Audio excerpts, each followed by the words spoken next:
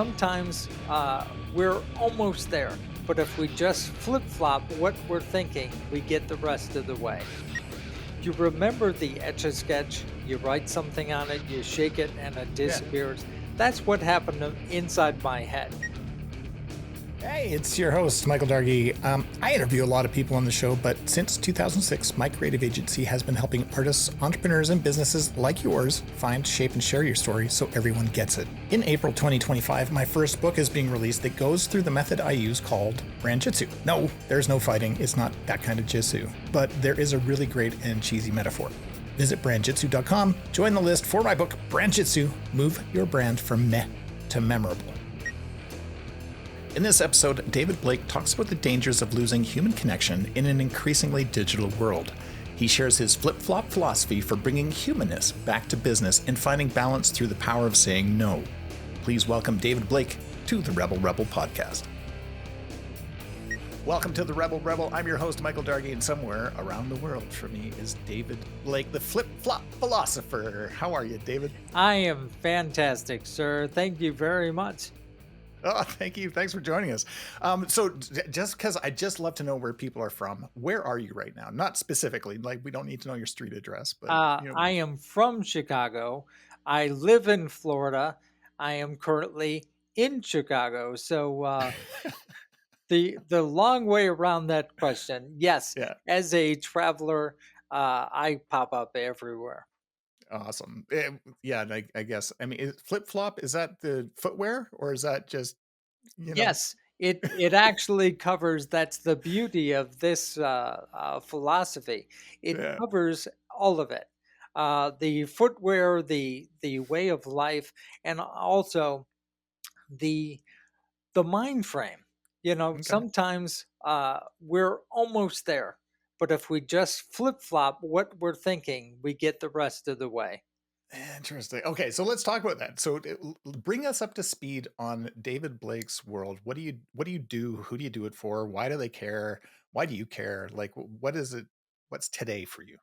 Today is I'm a corporate speaker, a public speaker, a motivational speaker, and a flip flop philosopher. So that covers a lot of ground.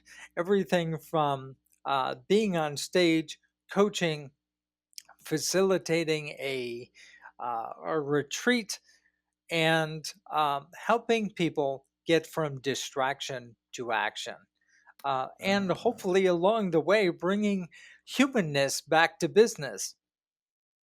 can't be done. I'm kidding. I'm kidding. That's awesome. Okay. So what does that mean? Humanness back to business. We've lost a lot of touch. The more computers, technology, AI that's coming in, the workforce especially, and it's filtered into our daily lives, that we've lost that human interaction. So, backing up a second, I got here because 10 years ago, I was a speaker then, but one day I got poisoned. Now, I'm not a spy or a double agent, but I slipped on the ice, broke my ankle, and went in for surgery. Okay. In surgery, I got poisoned. That basically, you remember the Etch-a-Sketch, you write something on it, you shake it, and it Yeah. disappears. That's what happened inside my head. A lot of me disappeared. What? Uh, Thankfully, I had the cognitive, but I lost the ability to walk, talk, and hold myself up within an hour in surgery. So, um, in that process, I went immediately. Two things happened. I became handicapped and unacceptable. And in that process, I started noticing how many other people have limitations, things they can't do without others assisting them. Hmm. And I'm not talking just physical limitations. We all have a limitation on our abilities. We have power tools because we can't cut trees down in one swoop by Right. ourselves. So we adapt and use other technologies, other people to assist us in our daily limitations. Right. So, in that was born not only the flip flop philosophy, but also the humanness. Noticing that we lost those interactions that we used to have. Ordering a cup of coffee now requires seeing no one, talking to no one. We plug it in on our phone, go in, pick it up, and that human interaction is gone. So that's what I'm talking about, bringing humanness back. And it's a learned art. Okay. Wow. Well, you just made me think about when I go buy groceries, and I don't know if it's the same where you are, but you have the self-serve lanes, which Sure. are an exercise in frustration most of the time. But it also takes the human out of it, and the only interaction you get with a human that's overseeing these 8 to 10 terminals is the frustration when it weighs something wrong or something like that, and then they've got to come over and they got to fix it because you can't be trusted to fix it. Um, or you could go through the long line and meet a human and have a short exchange and transact your business and then head out the door. It's interesting And in how both of those scenarios, the interaction you're getting is frustration. right, If you're in the self checkout, you're frustrated because it didn't work. right, One person managing 8 or 10 lines is frustrated because they're bouncing back and forth. yeah. When you get in the long line, the checkout person just sees a never ending line and they're trying to move people as quickly as possible. So there's no time for chit chat. Right. What a world we're in. Gosh. Okay, so talk to me, like, where did I mean you hit on flip flop philosophy as being, if one thing doesn't work, shift to another thing. And you spoke briefly about, where this came from. And I do want to understand this poisoning thing a little bit better. Sure. But I guess what is it about this flip flop that made sense to you that allows you to connect humans? Um, because I had to create my own philosophy to not only survive, but thrive, Yeah. everything that I was used to doing was gone. I had to relearn, and in relearning, I found out I was doing it wrong to begin with. So this is almost a gift in a way. In a way, and it took me many years to actually realize that Yeah. gift. But uh, there are things uh, everyone thinks they know, and the number one thing is ourselves. And Right. in reality, we don't. We don't know how we think. We don't. Who taught you how to breathe or walk? Nobody. You learned it by watching others or breathing, Right. unless you were in an art where that required you to train your breath and your voice, or you're an athlete and you need to work on breathing. No one really taught us these things. We got slapped on the bottom one day, started breathing, and that was it. So we don't do it properly. And there are so many things in our lives that are that simple Yeah. that when you try and relearn it, you realize I wasn't doing the right thing the first time, and I'm trying to relearn bad habits. Interesting. Wow. What do you think is the easiest path to back to humanity or human interaction? What we're doing right now, having a conversation, meeting up with people, having coffee, asking about others. To me, a podcast, although we're not sitting in the same room, take that into your daily life. Start asking probing questions of Yeah. the people around you. As I mentioned earlier, it's a lost art. We have lost that ability to communicate, to ask about others. And in that fraction of time that we have, so many people just try and throw out what is interesting about them, hoping somebody notices. Yeah. Oh, that's interesting. Yeah, most people, and I had this conversation with someone yesterday. We were talking about podcasting specifically, and I think I brought up that most people, I hear a lot of shows where people are just waiting to talk about, like the host, pardon me, is like waiting to talk about their thing. Mhm. And I don't want that. I want to not talk about my thing. I want to learn about your thing. And maybe if we all took a moment and just really focused on the person across from us, that could change things dramatically. That's so Yes. cool. And we've gone to a society of looking at our palm, not our faces. True. Yeah. Yeah, and I'm guilty of that in some cases where, I'll be, well, even at the gym, and I'm walking around the track and I'm checking my email because I'm trying to maximize my time. Yes, And is that maybe part of the symptoms, is that we're trying to do more it in is. the same amount of time? And that's the beauty and the downfall of technology. Um, we are now capable of cramming 10 more things into the same hour. So we find 10 more things to cram into that hour Yeah. instead of finding the balance in our lives. Wow. Wow. Yeah. People would argue, and maybe people are like screaming right now as they're listening to this. They're just like, I don't have time for this. I don't have time to make time. And what would you say to people like that? Like, how do you do that? Because we're on this treadmill, and it seems like they just keep turning up the speed. Exactly. There are many ways, and I talk about this often.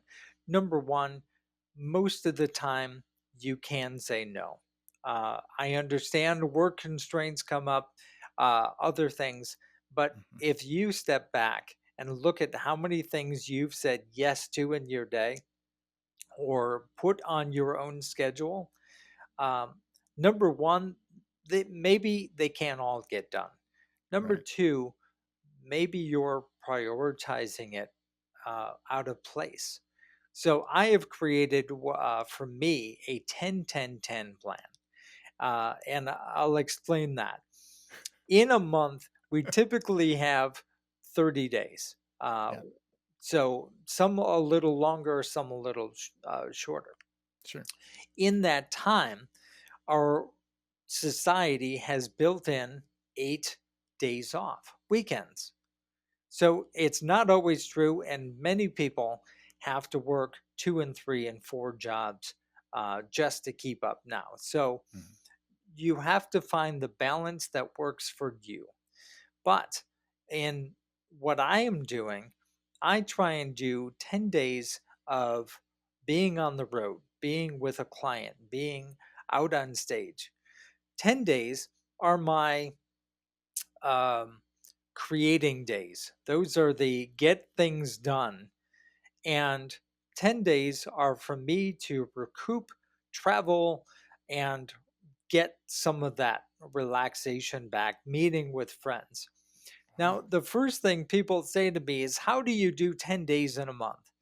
All right. Well, we already have 8 uh, for those of us that can. Mhm. Um, can you find 2 more? Vacation days? Can you structure your time better that you are utilizing the middle days of the week better so you get that time? Now, I understand too that you can't, life happens, it comes at us. So we Yeah. can't necessarily go 100% on any one of those days. Even for me, on days when I'm traveling, I try and take so much time in that day to go off and explore wherever I'm at because I may not come back here. So that's part of the balance. That's Yeah. part of the structure. And I think we've lost a lot of structure in our lives because we have done so much. and more has been put on us because we're available 24/7 around the world because of these devices, the technology. Yeah.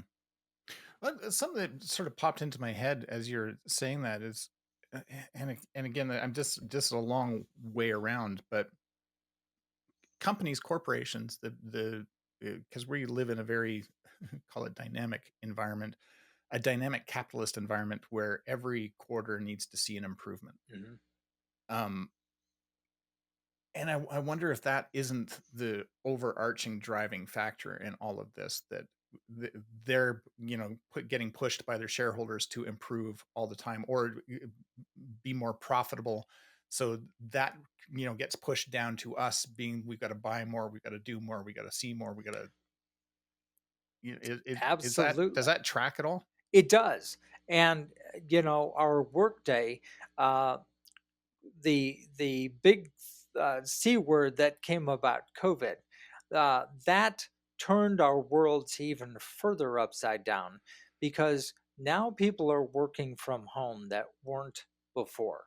Right. So our work days blended right into our home days.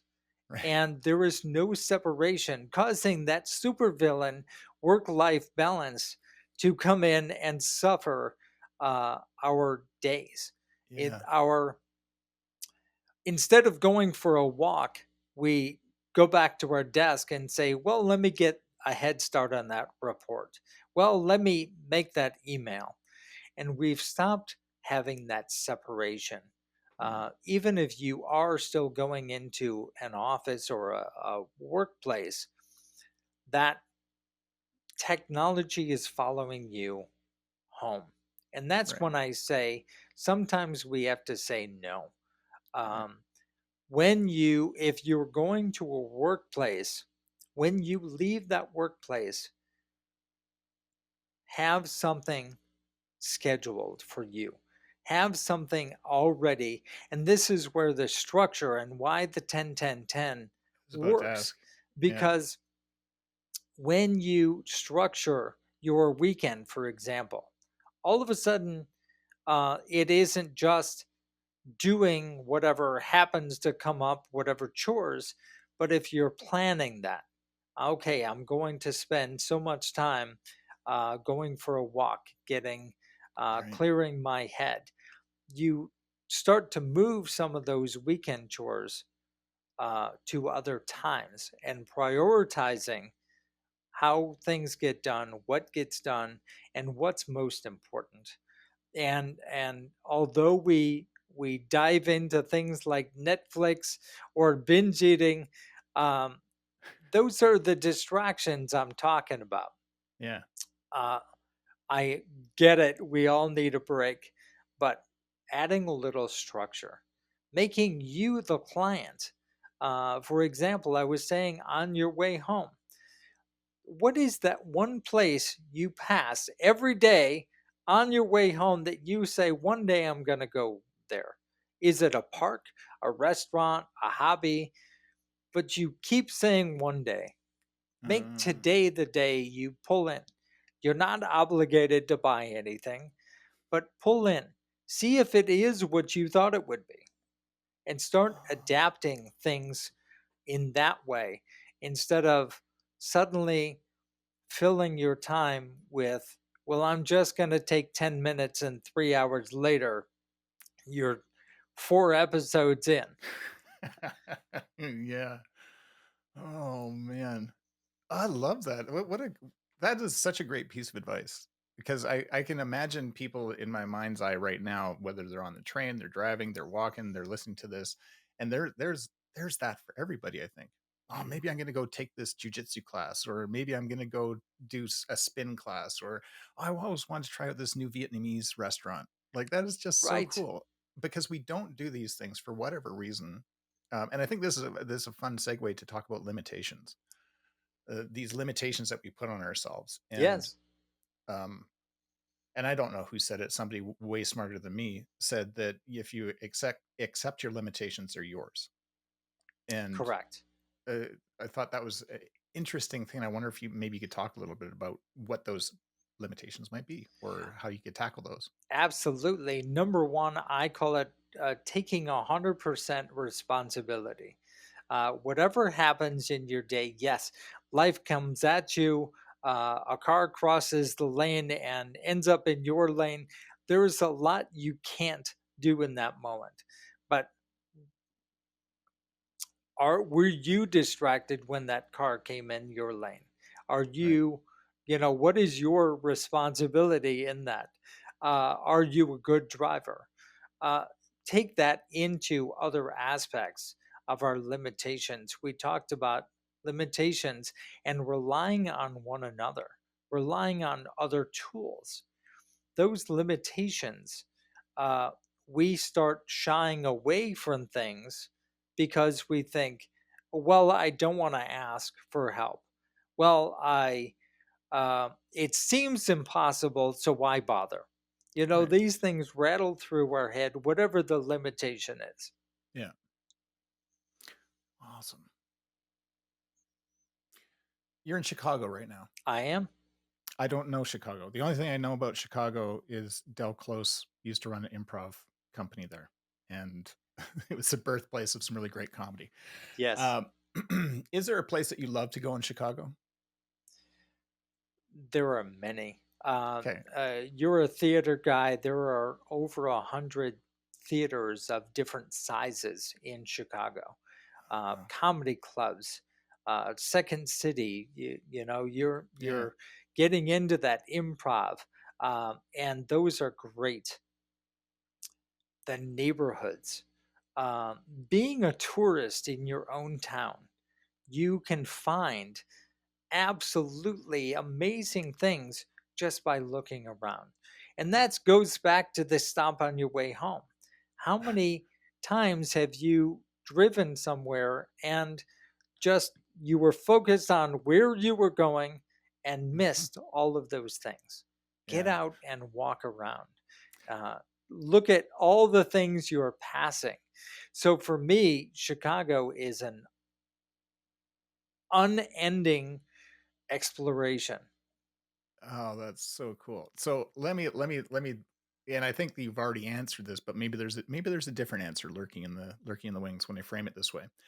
You're in Chicago. Maybe there's a favorite park that you love to go to. You just This where you just go to ground yourself and whatever. And you're walking through that park and you're sitting there thinking to yourself, David, I wish the world knew this one thing. What is the one thing that you wish the world knew? Be the person you wish was there for you. Um, and think about that for a second. What opportunities have you missed because somebody wouldn't give you a hand or you didn't ask for the hand? Um, when somebody is in front of you, whether they're struggling or you just notice, hey, they're going in this direction. Can you help? Can you close that gap for them without taking anything away from the experience, but maybe take some of the struggle away? Help them excel, help them get to their goals, whether it's work, personal, or something else. That's awesome. Thank you. Sure. What what does David do for David? What's a guilty pleasure for you? Anything to do with water. Scuba diving. I'm learning to sail right now. Oh. So the water is my happy place, hence the flip flop lifestyle. Yeah. I see a turtle pendant. Is that what Oh, I'm seeing? yes. Yes. Yeah. And I'm also a scuba diver. So what are some of your favorite dives? Believe it or not, the Great Lakes are wonderful places, cold Wow. quite often, Yeah. but they're overlooked because there are thousands of shipwrecks. Now, you don't get the coral reefs, you don't Yeah. get the exotic marine life, although there is some, Yeah. but the history that is lost down there. Just Fascinating. in Lake Michigan, there is a place called Death's Door, and it's the inlet for Green Bay and the pathway to Chicago, Milwaukee, uh, Gary, Indiana, where all Yeah. the ships over the years, for hundreds of years, have tried to pass, but they're rocky waters, and the ships have gone down for one reason or another. Wow. So just in that one point, there are hundreds of shipwrecks that people can explore. Yeah, No way. Oh, that is so cool. and some are marked, some are not. So there is almost an endless ability. Right outside of downtown Chicago, there are four that are typical tourist attractions, if you will, that every scuba diver wants to go to these four. Yeah. But there are hundreds that nobody talks about within Wow. a couple of miles of shore. Some of them in Evanston, Illinois, there is a shipwreck that is 100 yards from the beach, and you What? can swim out, and the mast is sticking up. But the My ship went God. down in the 1800s. It caught fire, and everyone jumped ship and swam to shore, and that's where it sank. Oh my God. That is so cool. Oh, wow. Okay, very cool. All right, I'll put that on my list of places to go. Definitely. Um, that's amazing. Now, I Um, love the warm water also, I was not gonna only ask. because it's a totally different feeling being in salt water, but it's also a whole nother world down Yeah. there. You dive, you understand it. Once your head goes below that water, everything changes. Oh yeah. Yeah. It's fascinating to me that more people don't do it. Like it is such um I don't know, it's mecca in a way. There's I once did a dive with this lady on off Vancouver Island, a place called Comox Singing Sands. Okay. And we went down to dive with some giant Pacific octopus that were down there underneath a scuttled sailboat.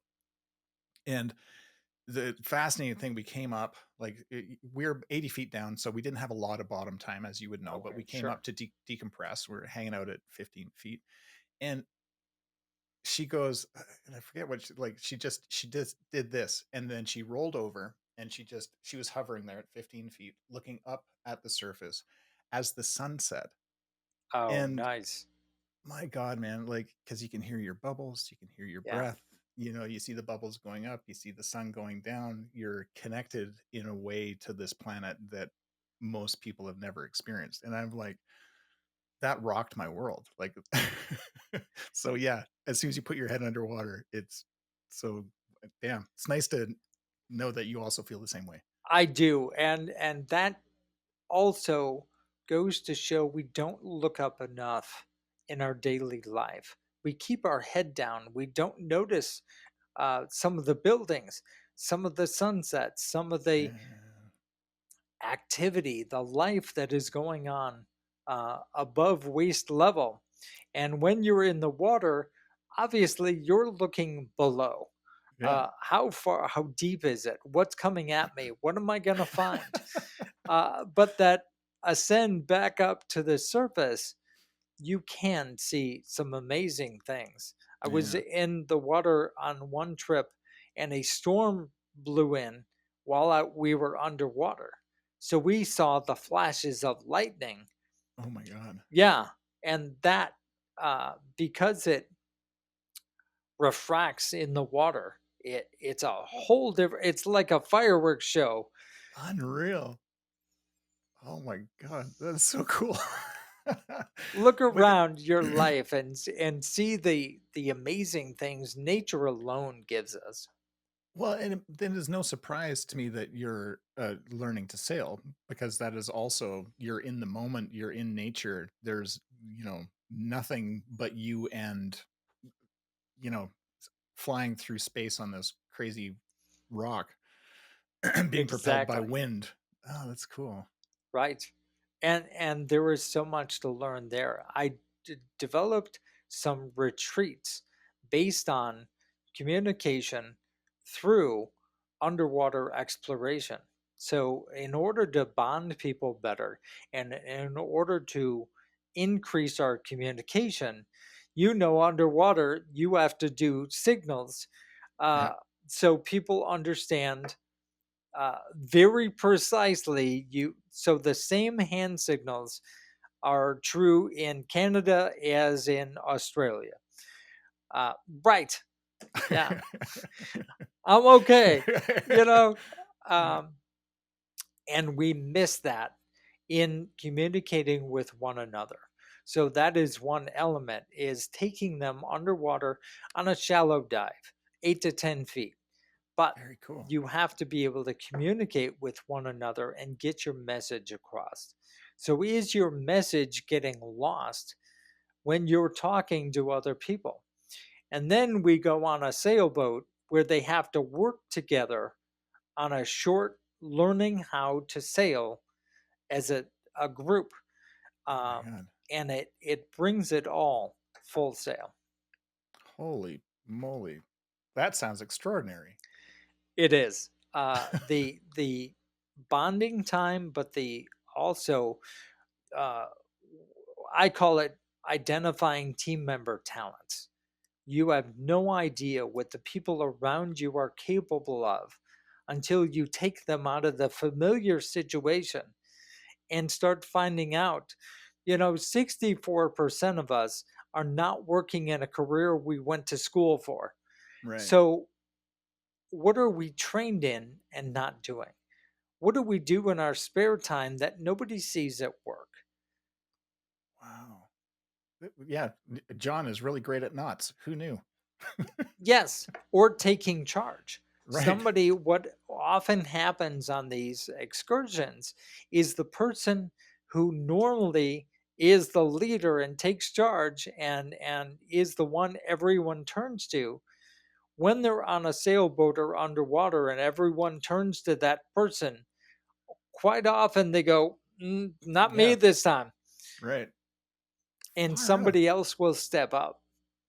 And it's Wow. often amazing to see who stepped up, who stepped in and took charge of the moment. Quite often somebody you never expected. Oh, that's a gift. Wow. That's okay. That's cool. And I'm assuming, like, I don't know if you run these things regularly, but if you do, let's make sure we put links in the show notes for people to click on and learn more about this stuff too. Because Definitely. What I tend to do is I put out ideas to my clients, and I have a couple of suggested locations, yeah, but I leave it up to them based on where their ideal meeting place is sure. and whether or not they want to uh, venture off land or they want to keep it on land. But one thing I do really preface: change it up from your day to day. Right. If you're usually in an office, let's go to a place we can kick our shoes off. Right. Uh, the meeting doesn't have to be sitting around a table, it could be sitting on couches, sitting on the floor, sit on top of the table. Change up the atmosphere and or flip flop it and see what develops. Love it. That's awesome. Yeah, I think that taking people out of the environment that they're normally in is critical to being able to see things clearly for sure. Mhm. Okay, I have such a huge question. Deep dish or thin crust? That's a tough one. I personally, it's the one in front of me, but I do have to say, I'm a thin crust guy. If Okay. if if you had to say, I'm calling right now, what do you want? Yeah. If it's a good thin crust, it's got to Yeah. have a crispy crust. It's got to have a snap when you bite into it, not burnt, Yeah. but crispy. All Um, right. so I tend to shy away from New York style. Folding your pizza is not my ideal. Right. But you're not like the Chicago deep dish guy. Oh, I am. I am. Oh, But okay. among the two, uh, Your preference is and it's how hungry I am. To me, the ratio of deep dish is off. yeah. Here in Chicago, a typical deep dish has 2 pounds of cheese. Oh my god. Right. And then the toppings go in. Right. So, are you in the mood for cheese bread or are you in the mood for a pizza? Yeah, That's that's the fair. way I look at it. Yeah. Totally fair. What's your let's do a shout out for the your favorite Chicago pizza joint. I have to say Aurelio's because I have known the owners for many years. It's a family based uh, organization that started to franchise out, Yeah. and they were right down the street. And now I can go to multiple places throughout the city. But that's my idea of a great time, finding the local place. When I Yeah. travel, you can go to a name brand anywhere in the world. You can go to Egypt and go to KFC, Sure. but I want to know, where do the locals go? I want to go down an alley and walk in a side door and get something I wouldn't have gotten before. And Right. that's the way I look at pizza. Who's got something new? Who's got a different flavor? Love it. Oh, that is so great. Oh, David. Okay. Totally distracted by pizza, but I do love the answer of whatever's in front of me because I also feel the same way. Yeah. So, in general, which way do you tend to go? Well, I do love deep dish. Like I love yeah, the more there is it's weird. There's a place in Calgary, which is where I'm from, called Nico's, and it's a Greek pizza, and it's kind of like the perfect blend of it's almost deep dish, but it's not quite. Okay. But it's very cheesy, um, thicker crust, but not huge. Do you know what I mean? It's not a Yes. Napolitina, if I'm saying that correctly. Pizza like forno baked, thin. Um, oh, what is it with basil and like a margarita pizza? Oh, sure. You know, Sure. it's not that. It's not European at all. Well, sorry, that was dumb to say because it's Greek. It's not Italian. Got it. It's the Greek style. So I again, whatever's in front of me really is the best pizza. Well, now we're getting into the fine details of it, because Right. what you just described is a traditional deep dish. Yeah. Um, but there is also a thick crust, and people get the two confused. Oh So one yeah. is a pan pizza with thick crust and little toppings, Right. and the other one, a deep dish, is traditionally a thinner crust, still soft, but it's stuffed with as many toppings and cheese as you can fit. Yeah. Oh my god. So I'm we gonna just added a layer to your audience that isn't familiar. yeah. If they're from a place that isn't known for pizza, and the commercial Pizza Hut, Domino's, those places are Yeah. forming their idea of what pizza is. We just gave them a whole nother level to look at. Yeah. Well, and I'm going to put this challenge out to anybody who's listening or watching is on your way home, find a pizza place that is not a chain There you that go. and go on a pizza tour. Like go find the best pizza in your town and then shout about it from the rooftops because they're typically, mom and pop shops. Um, Exactly. and they Uh, have the best ingredients. yes, and they're relatively unknown. People Yeah. in the neighborhood always say, "Go to Louis," but yeah. but they're not crossing the border to Yeah. of the county or the town to get that pizza, because nobody knows. Yeah. Yeah, that's right. It reminds me of a story of like the New York pizza where it's like Joe's Famous Pizza, but across the street is Famous Joe's Pizza. And it's just like, do you like Famous Joe's or do you like Joe's Famous? Like, which is your favorite pizza? Well, But that's an interesting thing. Are you familiar with Pizzeria Uno? no. Okay. It is a chain in the States, but the original is the original deep dish pizza, developed in Chicago in the late 40s. Wow. It was owned by two brothers who argued over who had the better pizza. So one kept the Pizzeria Uno, and one block away, his brother opened Pizzeria Duo. No. Yes. Oh my God. I And they're love both stories like still this. open. They've survived from the 40s. Oh, that is so cool. I love stories like that. That's So it just, goes to show we all have different tastes, and yeah.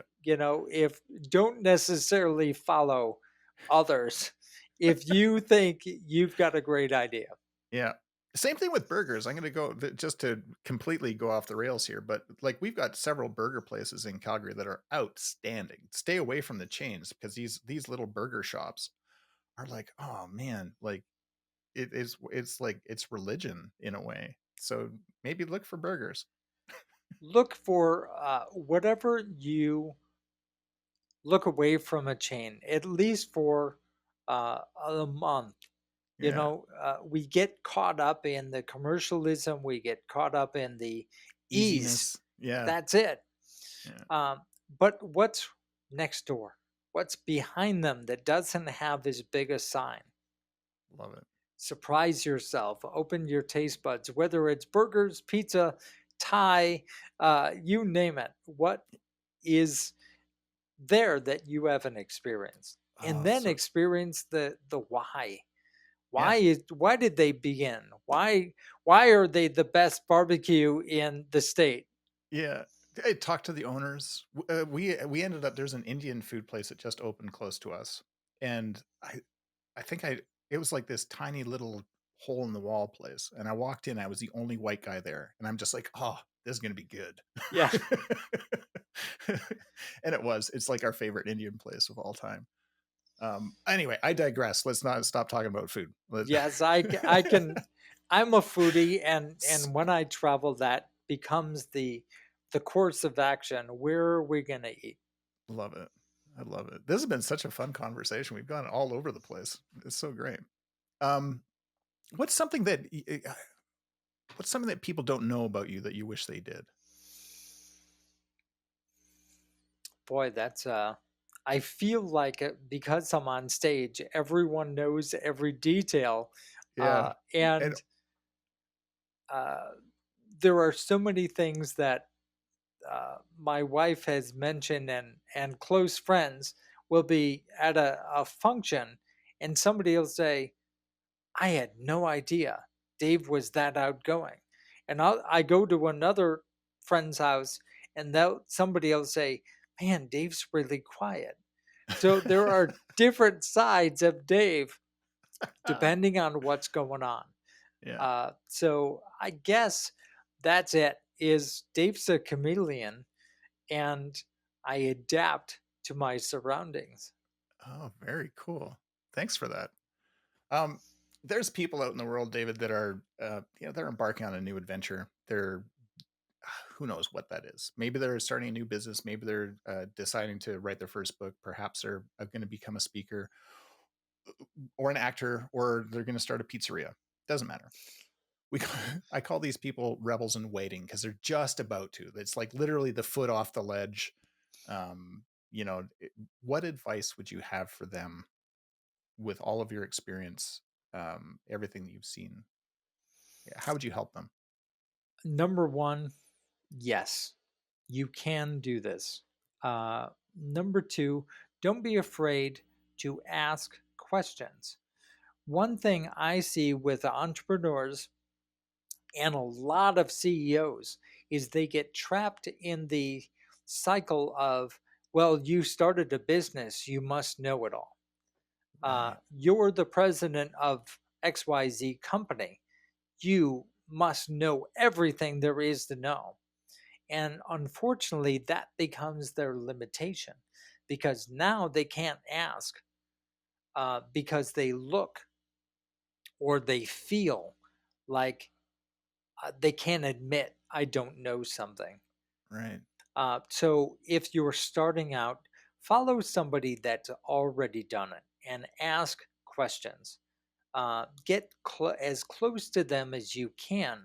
Now, a lot of people fear uh, they're going to steal my ideas, but in general, most business owners, most people that have pioneered something ahead of you are just thrilled to be asked.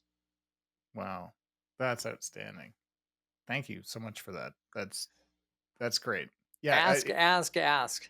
Ask, If ask, you ask. didn't have it walking in, what's the risk of not having it when you walked out? Oh, that is cool. Oh, that's a keeper. Oh, that's so great. David, this has been such a blast hanging out with you. Thank you so much for your time. My pleasure. I agree. Our conversations always go in different directions, and I love it because we deep dive and then take a sharp left. Yeah. Jump back over here and, segue left, dive in left, dive in right. Oh, it's been so much fun. Enjoy Chicago and the rest of your travels. You've got it. Absolutely. So much to enjoy. Right? Yeah, I love it. Hey, it's me again. Thank you so much for listening to this episode. If you're an artist, entrepreneur, or business owner who believes your brand can be more than it is, head over to brandjitsu.com and join the list to get your copy of my book, Brand Jitsu, Move Your Brand from Meh to Memorable. I've been your host, Michael Dargie, and this has been the RebelRebel Podcast. It's a podcast for creative rebels and entrepreneurs all over the world. And hey, if you're a rebel or you know a rebel, why don't you head on over to the RebelRebelPodcast.com and fill out our guest request form. Share or subscribe wherever you get your favorite podcasts. And thanks so much for listening. Until next time.